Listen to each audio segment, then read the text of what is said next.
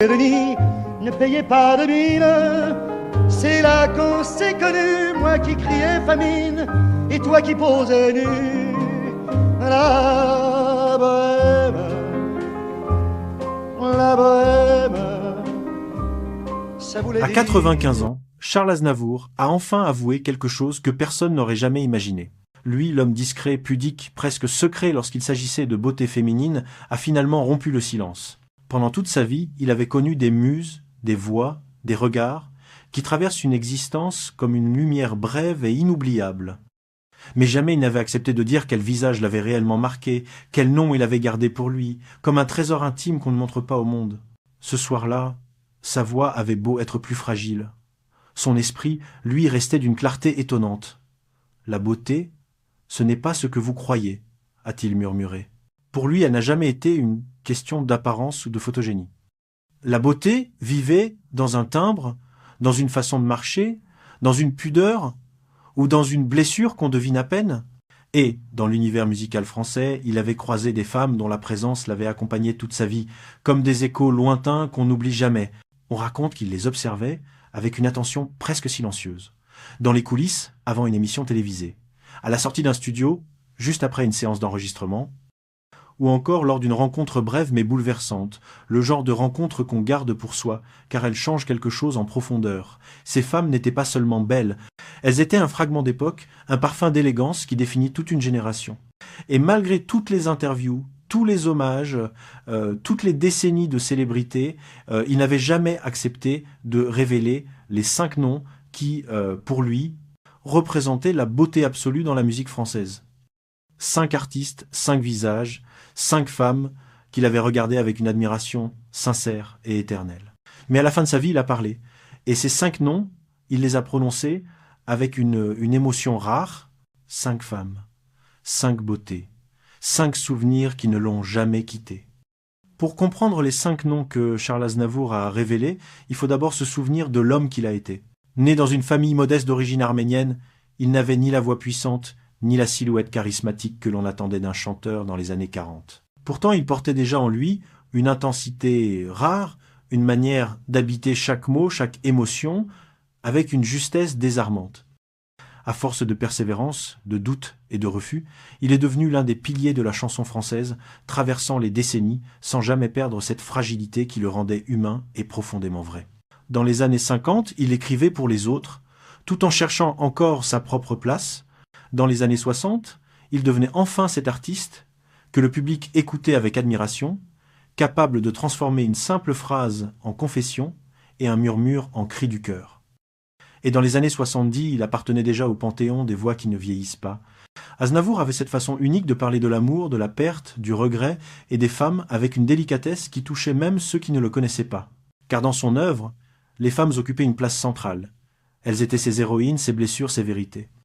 Il ne les décrivait jamais comme des icônes inaccessibles, mais comme des présences lumineuses qui traversent une vie. Leur voix, leurs gestes, leurs regards nourrissaient son écriture autant que ses propres expériences. Et dans l'univers musical français qu'il côtoyait jour après jour, certaines l'ont marqué d'une manière plus profonde, presque silencieuse. Ce choix de 5 femmes ne doit donc rien au hasard. Aznavour ne cherchait ni à flatter, ni à créer un classement. Pour lui, la beauté n'était pas un concours. Elle était une résonance, un moment particulier dans les coulisses, une conversation à voix basse, une première impression qui ne s'efface pas, une fragilité qu'il reconnaissait parce qu'elle ressemblait à la sienne. Aujourd'hui, en retraçant leur histoire, nous revisitons aussi la sienne. C'est un voyage à travers des décennies d'élégance française, d'émotions partagées et de respect profond pour celles qui ont façonné une époque. Voici les 5 femmes que Charles Aznavour a toujours admirées. Numéro 5, Françoise Hardy. Françoise Hardy occupe la 5e place. Ce choix pourrait surprendre ceux qui ne voient en elle qu'une silhouette mince, un visage mélancolique et des chansons empreintes de douceur. Mais pour Charles Aznavour, la beauté n'a jamais été une question d'évidence. Elle se cachait dans les nuances, dans ce que l'on ne dit pas, dans la pudeur d'un regard. Et Françoise Hardy, plus que beaucoup d'autres, incarnait cette élégance discrète qui ne cherche pas à plaire, mais qui s'impose d'elle-même. Leur première rencontre remonte aux années 60, une époque où la France découvrait la modernité, les nouvelles modes, les nouvelles voix. Hardy arrivait avec un style totalement inédit. Sa timidité devenait sa force. Son silence faisait partie de sa musique. Aznavour, observateur attentif des âmes sensibles, avait été immédiatement troublé par cette présence à la fois distante et profondément vraie. Dans un couloir de la télévision française, entre deux émissions, il se souvient de l'avoir vue seule, adossée à un mur, les mains croisées, comme si elle cherchait à disparaître un instant pour reprendre son souffle. Beaucoup auraient vu une jeune artiste intimidée. Aznavour, lui, avait perçu une lumière singulière. Elle ne parle pas beaucoup, mais elle dit tout, aurait-il confié un jour à un ami proche. Ce n'était pas un compliment à la légère. Il connaissait la valeur des silences, lui qui avait grandi entre pudeur et retenue.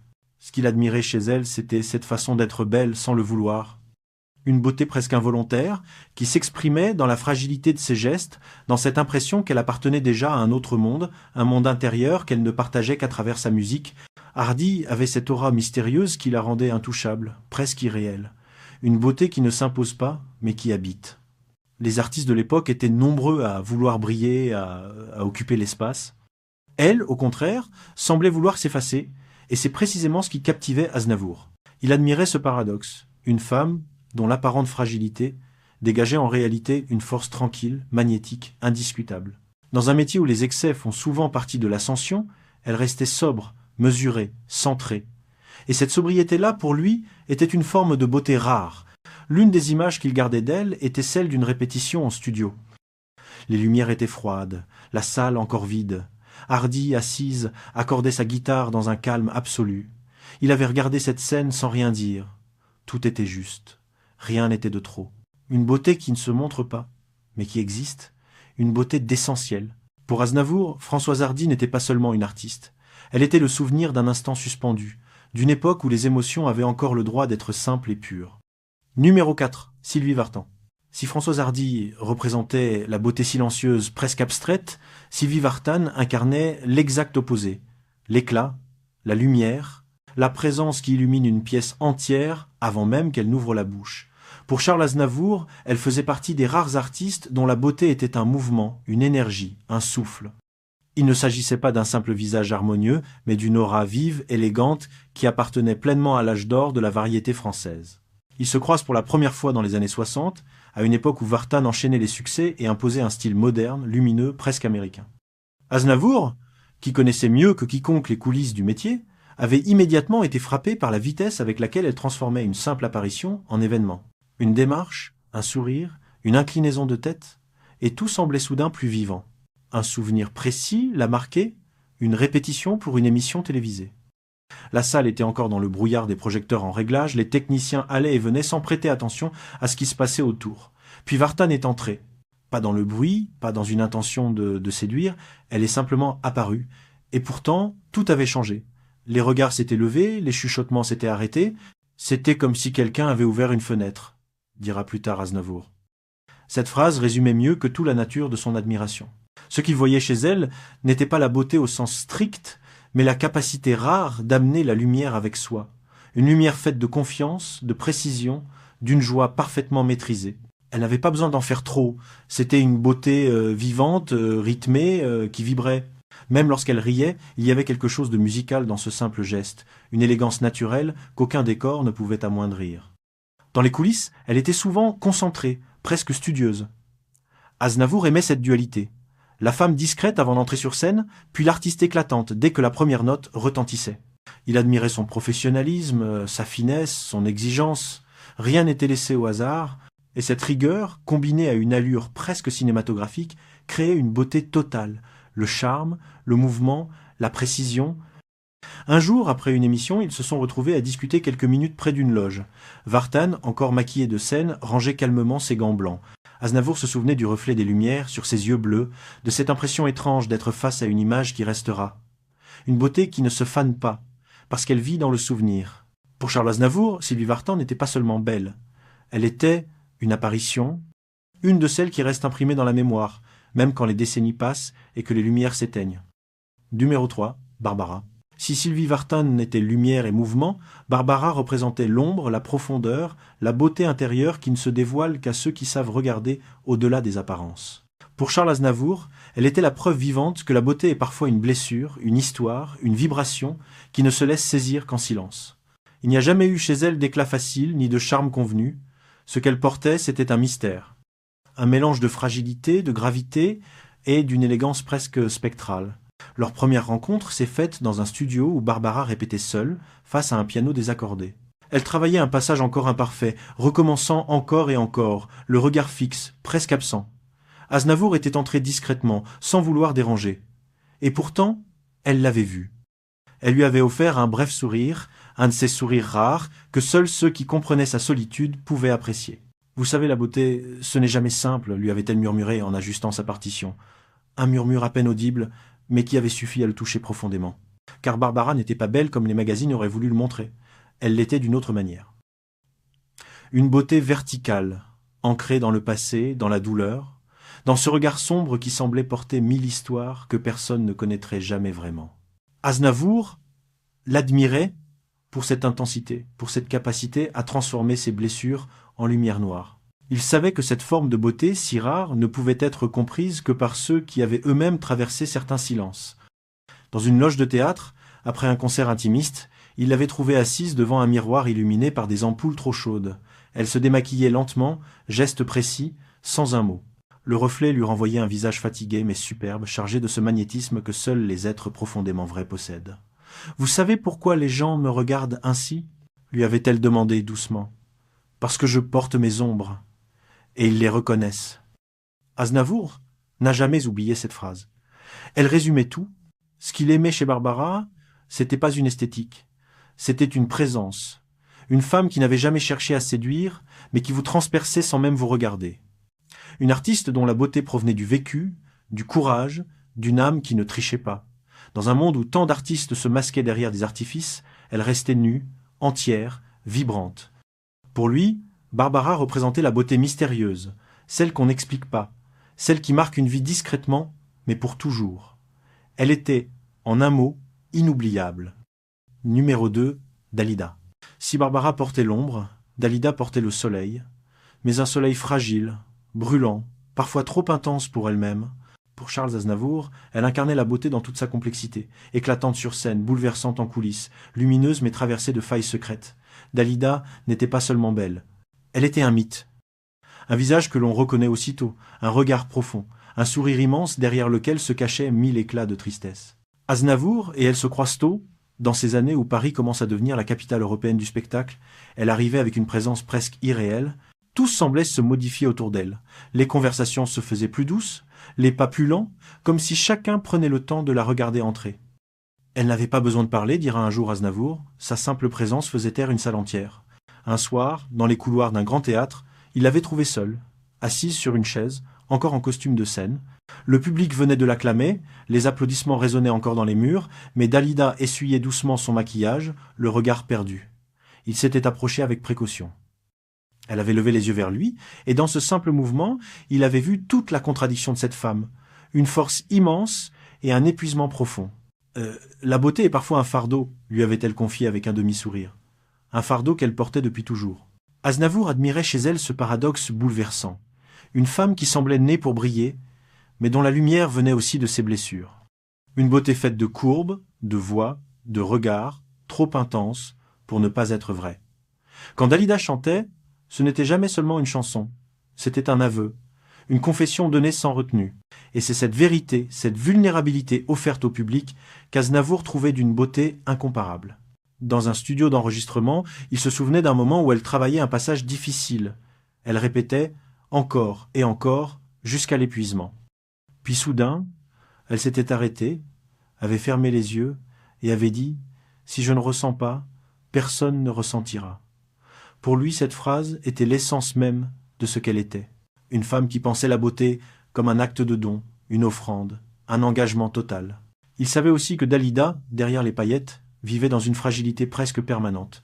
Et cette fragilité, loin de diminuer sa beauté, la rendait encore plus poignante.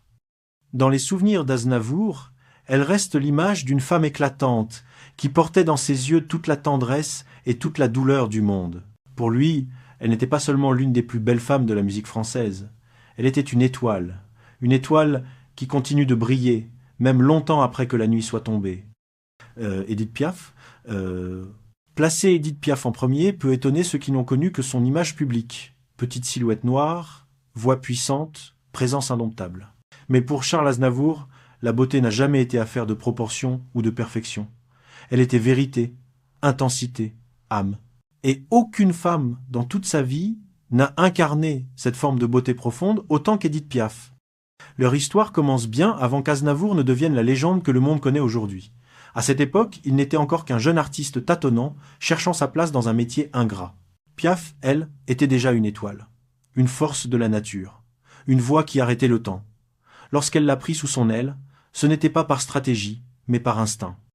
Elle avait ce talent rare de voir au-delà des apparences, de reconnaître la lumière là où personne ne la voyait encore.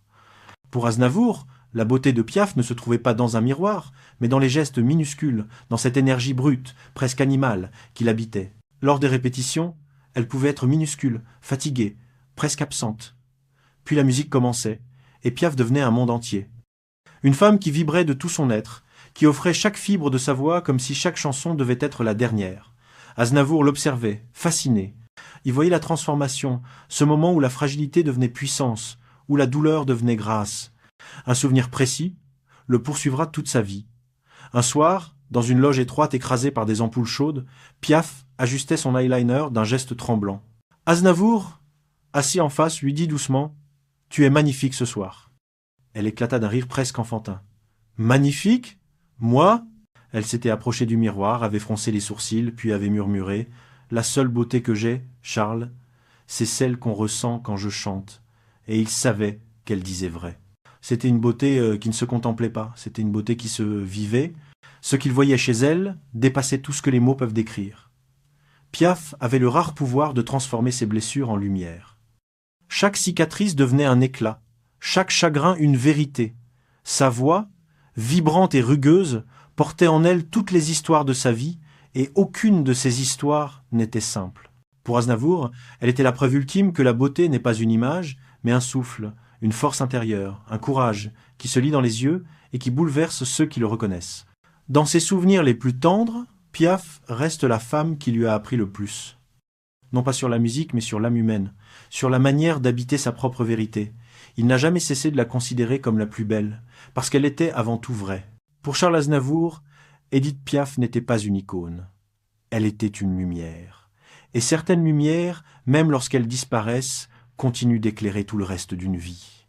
En révélant ces 5 noms, Charles Aznavour ne cherchait ni à établir un classement, ni à créer une surprise. Il parlait simplement avec la sincérité d'un homme qui avait traversé près d'un siècle de musique, de rencontres et d'émotions.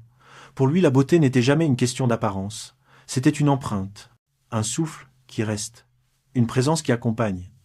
Françoise Hardy, Sylvie Vartan, Barbara, Dalida et Édith Piaf n'avaient rien en commun, sinon cette capacité rare d'habiter un moment, une chanson, une époque. Ces femmes ont façonné son regard sur la vie, sur l'art, sur l'émotion. Chacune, à sa manière, représentait une forme unique de beauté. La douceur silencieuse de Hardy, l'éclat solaire de Vartan, la profondeur presque mystique de Barbara, la lumière fragile de Dalida, et enfin l'âme incandescente de Piaf. Ensemble, elles composent un paysage intime, une cartographie du cœur d'Aznavour que lui seul pouvait connaître. En les nommant, il ne rendait pas simplement hommage à 5 artistes. Il dressait aussi le portrait de sa propre sensibilité, de ce qu'il considérait comme essentiel dans une existence, la vérité, l'émotion, la présence humaine. Ces beautés-là ne vieillissent jamais. Aujourd'hui, en revisitant ses souvenirs, c'est toute une époque qui renaît. Une époque où la musique française vibrait d'élégance, d'authenticité et de voix inoubliables. Une époque que les mots d'Aznavour suffisent, encore une fois, à faire revivre. Merci d'avoir partagé ce voyage au cœur de ces confidences les plus rares. Si vous souhaitez découvrir d'autres histoires, d'autres secrets et d'autres légendes de la chanson française, n'hésitez pas à explorer nos autres vidéos